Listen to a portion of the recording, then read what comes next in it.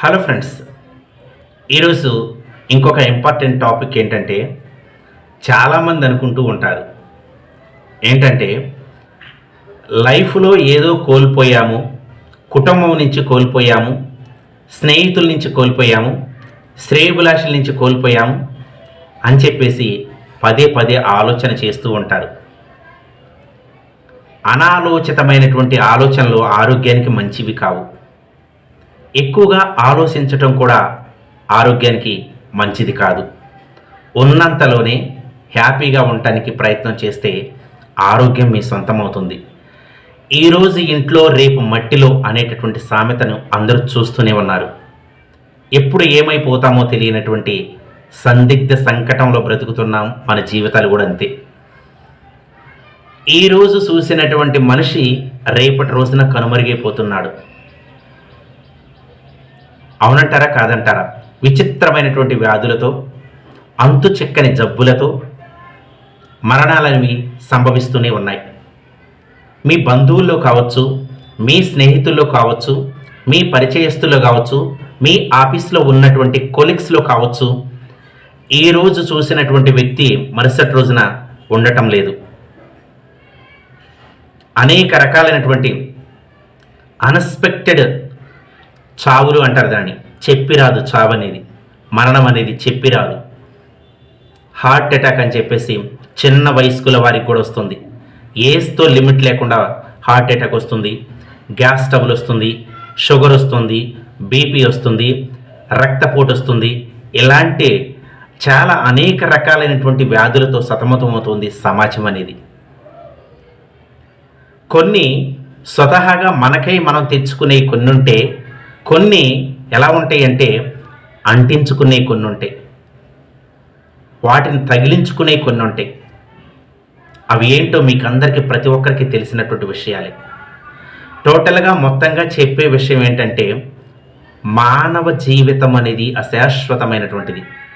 శాశ్వతం లేదు, గ్యారంటీ లేనటువంటి బ్రతుకులు. మనం తినేటటువంటి ఫుడ్ కావచ్చు, మనం పీల్చేటటువంటి గాలి కావచ్చు, మనం తాగేటటువంటి నీరు కావచ్చు, మనం తినేటటువంటి ఆహార పదార్థాలు కావచ్చు, టోటల్గా మొత్తం కూడా కలుషితం అయిపోతున్నాయి.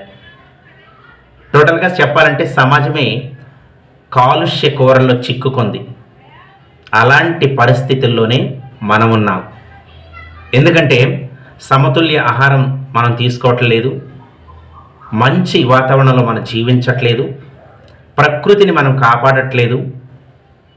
ఎందుకంటే ప్రకృతిని మనం కాపాడితేనే అది మనల్ని కాపాడుతుంది అంటలో ఎంత మాత్రం అతిశయోక్తి లేదు. అది ప్రతి ఒక్కరికి తెలిసినటువంటి విషయమే. చెట్లను పెంచాలి అనేటువంటి ధ్యాస ఏ ఒక్కరికి లేదు. ఎందుకంటే మంచి ఆక్సిజన్ ఇస్తాయి కాబట్టి. ఎక్కడికక్కడికి నరికి వేస్తూ, ధ్వంసం చేస్తూ, మరి అడవిని కూడా సంహరిస్తూ ఉన్నారు నేటి మానవులు. కాబట్టి ఇలాంటి సంక్లిష్టమైనటువంటి, సందిగ్ధమైనటువంటి సంకట పరిస్థితుల్లోనే ప్రతి ఒక్క వ్యక్తి ఉన్నాడంటే అతిశయోక్తి కాదు. పల్లెటూర్లు కూడా కలుషితమైపోయినాయి. విలేజ్ల్లో కూడా నేచురల్గా మరి బఫేలో పాలు దొరకట్లేదు, మిల్క్ దొరకట్లేదు, ఆవుల నుంచి కానీ గేదెల నుంచి కానీ పెరుగు దొరకట్లేదు.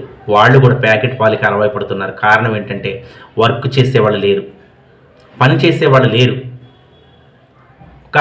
ఒక పాడి గేదె కానీ పాడి ఆవు ఉన్నదంటే దాని కింద ఎంతో వర్క్ ఉంటుంది. ఆ వర్క్ చేసేవాళ్ళు లేరు అందరూ. అందుకని పల్లెటూరులో కూడా ప్యాకెట్ పాలు వచ్చేసినాయి. నేను చూసి ఆశ్చర్యపోయానండి.